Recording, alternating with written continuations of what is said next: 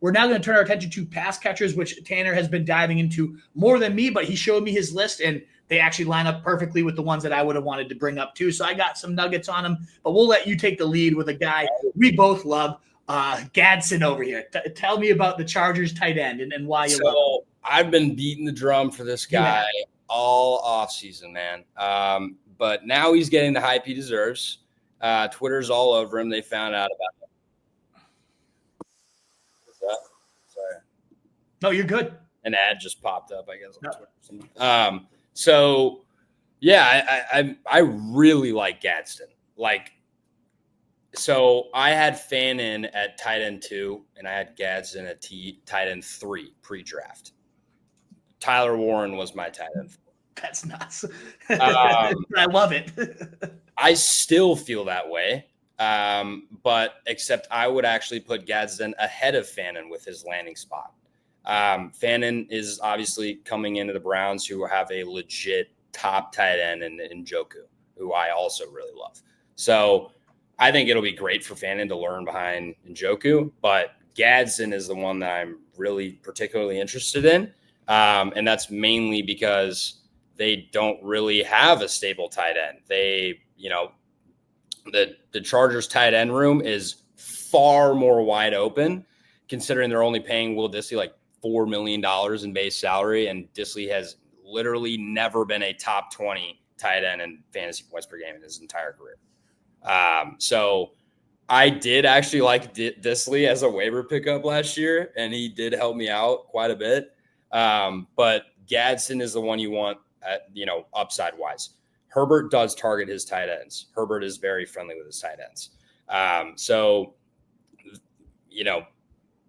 Dissly also got nicked up quite a bit last year. I imagine they took Gadsden. I think they do like Dissly, but Gadsden seems to be their future per se. We know tight ends develop a lot later than any other position, really. So with these tight ends, all I ask is that you take patience versus these 24-year-old running backs who probably will fall off at the face of the earth. So Gadsden, he was actually a 3-star recruit out of Fort Lauderdale. He didn't do much his freshman year in Syracuse, but the Syracuse didn't even hit 2,000 passing yards as a team. So what he did at Syracuse is actually phenomenal. So in 2022, he decided to make a change. He was a wide receiver. So he came in as a wide receiver recruit, and then in 2022 switched to tight end. So as a 19-year-old true sophomore, Gadsden led all collegiate tight ends in receiving yards in his first season playing tight end. He had 61 receptions for 969 receiving yards, and both of those were Syracuse single-season records. And he earned himself first-team All-AAC and also managed to grab 6 touchdowns on just 2 drops. So this guy's got hands. He's a receiving tight end. That is, the upside I'm looking for, and that's why I like Colson Loveland so much. Receiving tight end. That's why I'm down on Tyler Warren, because he is not so much your modern NFL receiving tight end that we're seeing like Brock Bowers, right? So I got some other interesting stats here. So amongst all Power 5 pass catchers with 50 targets in that first season as a tight end, he was 5th in receiving grade, just behind Marvin Harrison, and ahead of quite a plethora of prospects like Jordan Addison, Sam Laporta, even Brock Bowers. He had 2.44 yards per route run, which is ahead of Zay Flowers, Josh Downs, Malik Neighbors, Ladd McConkey, Sam Laporta, again, Brock Bowers, Xavier Worthy, Jaden Reed. Like, this guy can play.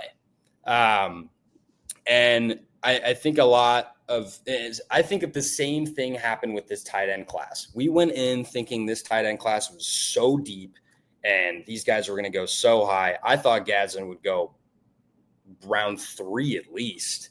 But we got round 5. And I think they saw the same thing they saw with running backs, that they could get this value later in the draft.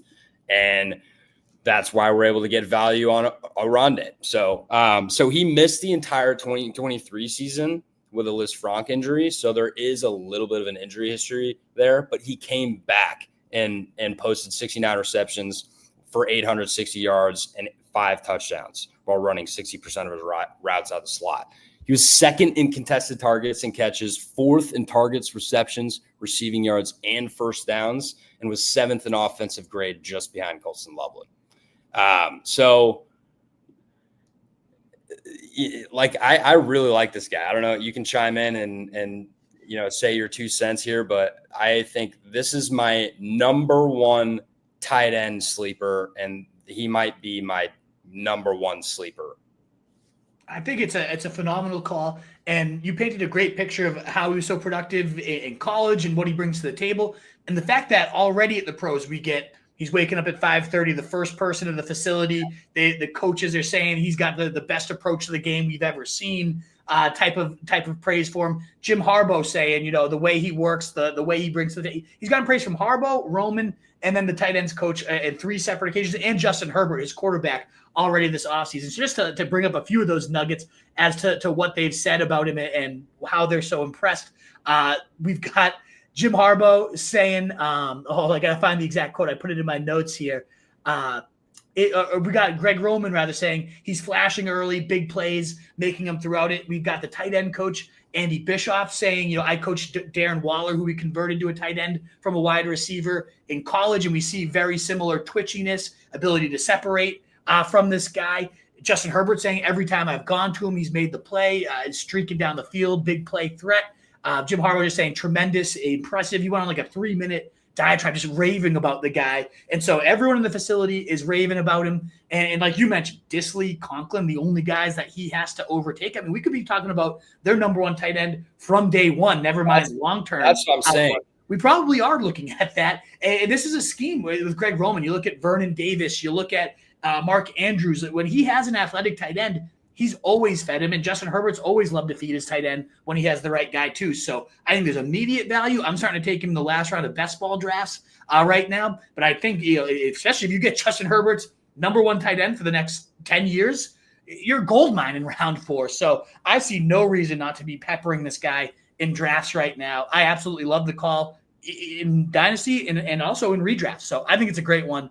He's my favorite tight end sleeper for sure as well, and maybe the best overall sleeper in this class. Because, yeah, I mentioned that, you know, this was a running back heavy class. That's what I want to hammer. But the tight end class, there was another position that got really hyped up. It was tight end. So he seems to got lost in the shuffle. The fact that he fell to round 5, I think everyone's going to look at and say, how did they let this happen? I love him. I love Gadsden. I think it is a phenomenal call. What is up, you fantasy wolf? Thanks so much for tuning in. If you haven't already, share your thoughts in the comments. Check out some more videos and join the newest Wolfpack by subscribing below.